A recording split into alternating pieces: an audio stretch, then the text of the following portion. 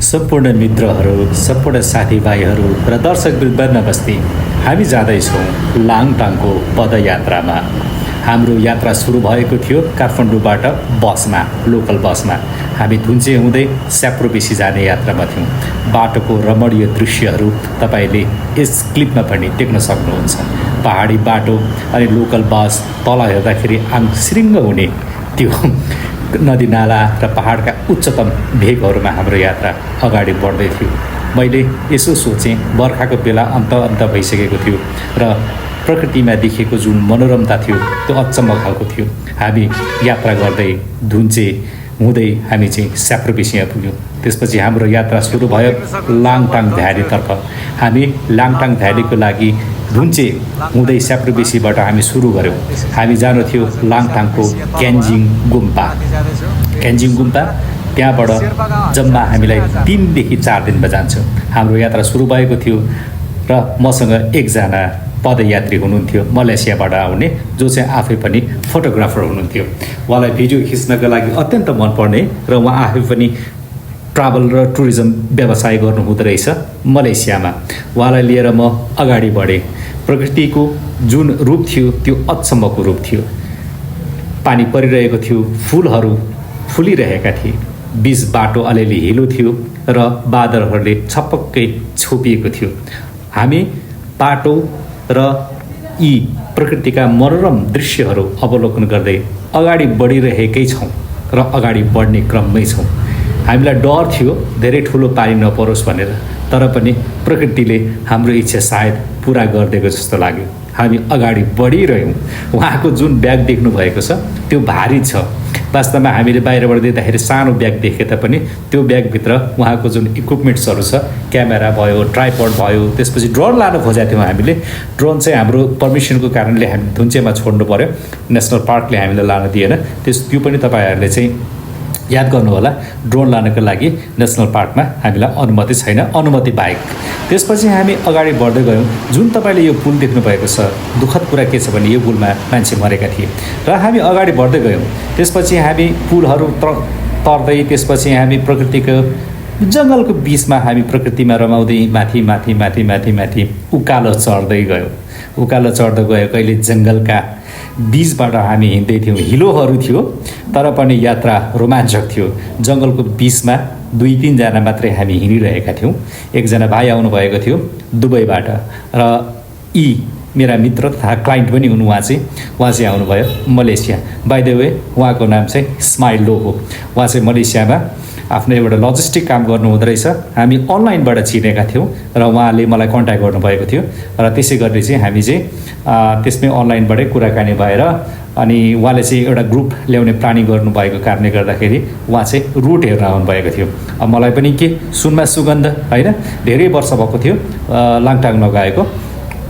तसर्थ मैले पनि हुन्छ भने हाम्रो यात्रा सुरु भयो लाङटाङ जाने। र यसरी हामी हिँड्दै गयौँ र हामीले बाटोमा देखेका विभिन्न दृश्यहरू अचम्मका थिए। हामी पुलहरू क्रस गर्दै थियौँ, ससाना फड्केहरू क्रस गर्दै थियौँ। यी भाइ नै हुन् जो चाहिँ दुबईबाट आएका थिए। यिनको नाम चाहिँ इरोज हो। यिनी चाहिँ दुबईबाट चाहिँ छुट्टीमा आएका थिए। अनि यो भाइ हाम्रो अर्को भाइ हो जुन भारी बोक्नुभयो भाइले चाहिँ, उहाँको नाम चाहिँ सुजन हो कि के हो, मैले अलिकति बिर्सेँ, सरी फर द्याट। र हामी चाहिँ यो फर्किने यात्रामा थियौँ है। मैले भिडियोलाई चाहिँ यसरी सिङ्क्रोनाइज अथवा राम्रो एडजस्ट गरेको छ होइन, यो चाहिँ हेर्दै जाँदाखेरि यो चाहिँ यात्रा चाहिँ फर्किने क्रमको थियो र दृश्यहरू अचम्मै राम्रो थियो। 2-3वटा कारण हुँदो रहेछ नेपालको चाहिँ दृश्य हेर्ने। एउटा चाहिँ सबैभन्दा राम्रो चाहिँ अक्टोबर पछाडिको हुँदो रहेछ होइन। र तर पनि तपाईँको जुन अगस्ततिर गयो भने चाहिँ एउटा राम्रो चाहिँ के देखिँदो रहेछ भने त्यहाँको जुन हरियाली छ, त्यहाँको फुलहरू फुलेको वातावरण छ होइन, त्यो चाहिँ अत्यन्त राम्रो देखिँदो रहेछ। यो बाटो जुन देख्नुभएको छ, हामी चाहिँ बिहानै उठेर चाहिँ क्यान्जिङ गुम्पातिर जाँदाखेरिको यो दृश्य यो चाहिँ है। तपाईँले सेप्टेम्बर र नोभेम्बरबाट सुरु गर्नुभयो भने चाहिँ तपाईँले त्यो यति हरियाली चाहिँ देख्न पाउनुहुन्न। यो जुन देख्नुभएको छ यो जङ्गलहरू चाहिँ त्यतिखेरको बिचमा चाहिँ यो जङ्गल चाहिँ के हुन्छ भन्दाखेरि अरेन्ज कलरमा परिणत भइसकेको हुन्छ। यो जुन तपाईँले हरियाली देख्नुभएको छ, यो बेलाको एउटा मजा चाहिँ के हुँदो रहेछ भन्दाखेरि चाहिँ त्यतिखेर त्यहाँ फुलेका फुलहरू चाहिँ अत्यन्त राम्रो के त्यो चाहिँ हामीलाई चाहिँ अनुभव भयो होइन। त्यसरी हामी अगाडि बढ्दै बढ्दै गयौँ। यो टाइम ल्याप्समा लिएको छ, स्लो मोसनमा छ, यो चाहिँ स्लो मोसनमा छ, त्यही उ गर्ने जस्तो देखिँदैन यहाँ चाहिँ।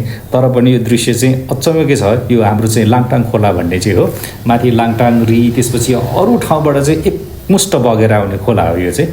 यो चाहिँ आएर चाहिँ हाम्रो स्याप्रो बेसीमा चाहिँ जोडिन्छ, जुन चाहिँ त्रिशुली खोलामा चाहिँ मिसिएर चाहिँ तलतिर त्रिशुली बनेर आउँछ।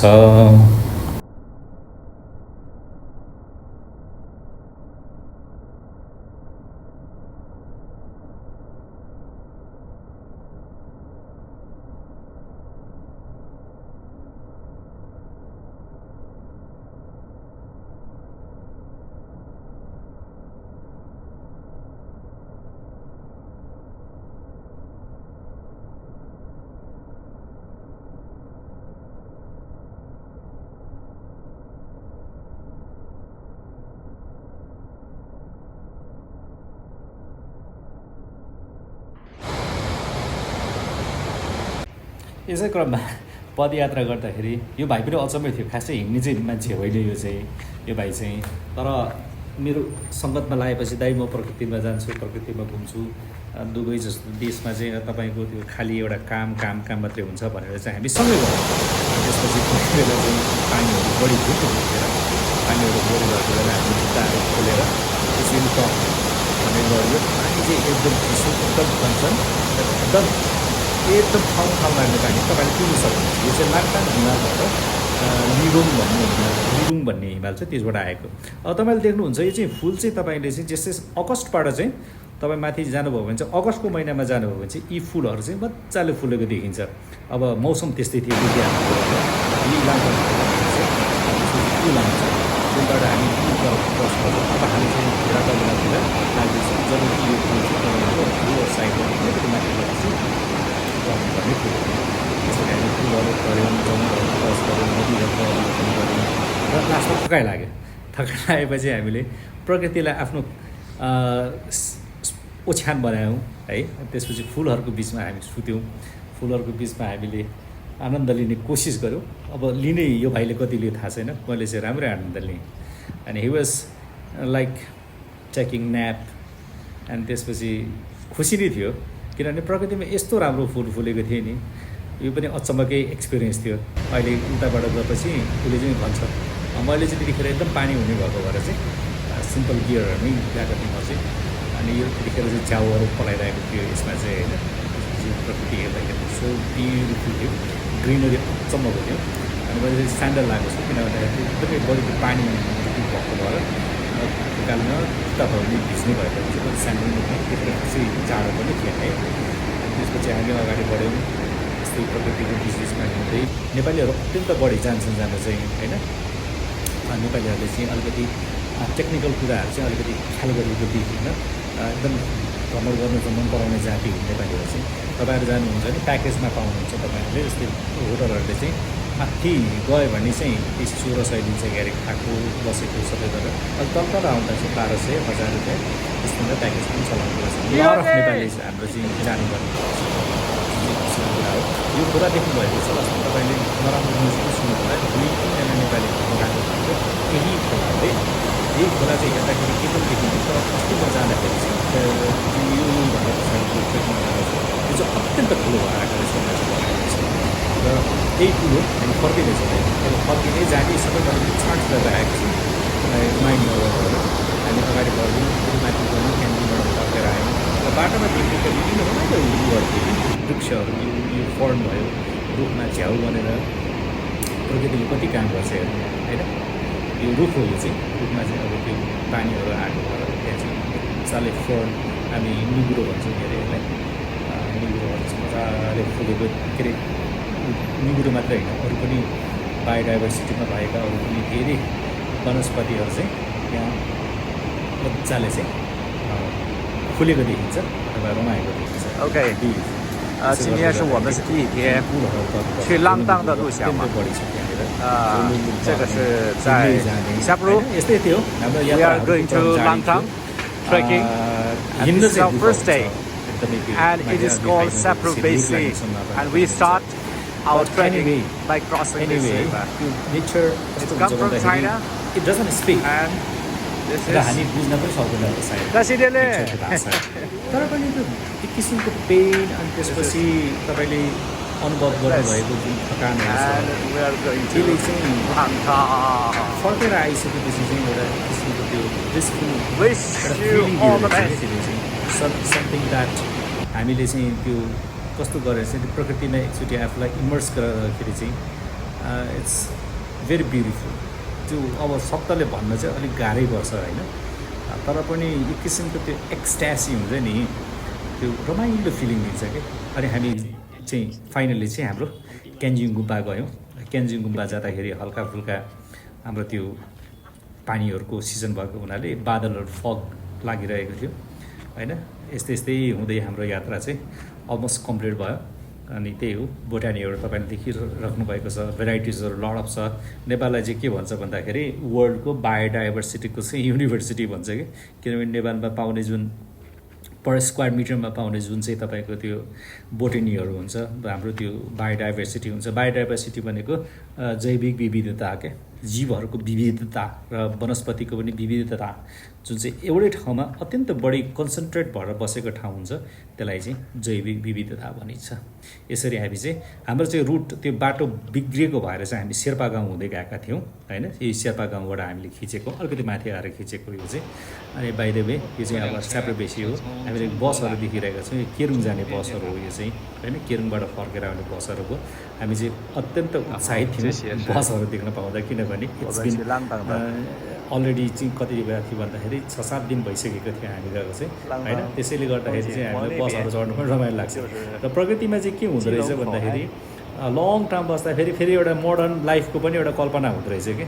प्रकृतिमा मात्रै इमर्ज मात्रै भएर बस्नु भन्दा पनि अनि फेरि मोडर्न लाइफ फेरि त्यसपछि अनि अलिकति बस देख्दा पनि रमाइलो हुने अनि बसको ठाउँमा बसिरहेको मान्छेहरू प्रकृतिमा जाँदाखेरि फेरि खुसी हुने यो चाहिँ लाइफको कन्ट्राडिक्सनहरू जस्तो लाग्छ मलाई चाहिँ सो तपाईँहरू पनि जानु हुँदाखेरि चाहिँ अब तपाईँ क्यान्जिङ गुम्बा जानुहुन्छ त्यो भनेको टिबेटन संस्कृतिको एउटा ठाउँ मानिन्छ किनभने त्यहाँको लाङटाङ भ्यालीको मान्छेहरू प्रायः सबै टिबेटतिरबाट आएको मानिन्छ र हुन् पनि उनीहरूको ओरिजिन सबै टिबेट हो होइन अब मुला आफ्रिया भन्छ फ्रान्समा चाहिँ देखिरहनु छ मानिटेनियम र यो चाहिँ अब चौरीको बथान देख्नुभयो तपाईँले चौरीहरू पनि त्यहाँ चलिरहेका थिए मजाले पाइन्छ क्यान्जिङमा चाहिँ तपाईँको चौरीको दुध त्यसपछि चौरीहरू चराउने याक चिज भन्छ नि यो चन्दनबारी नि पाउँछ गोसाइकुण्ड जाँदाखेरि कोही जानु भएको छ भने तपाईँले याकको चिज चाहिँ खरिद गर्न नबिर्सिनु होला इट्स भेरी डेलिसियस हुन्छ त्यो चाहिँ अनि हामी चाहिँ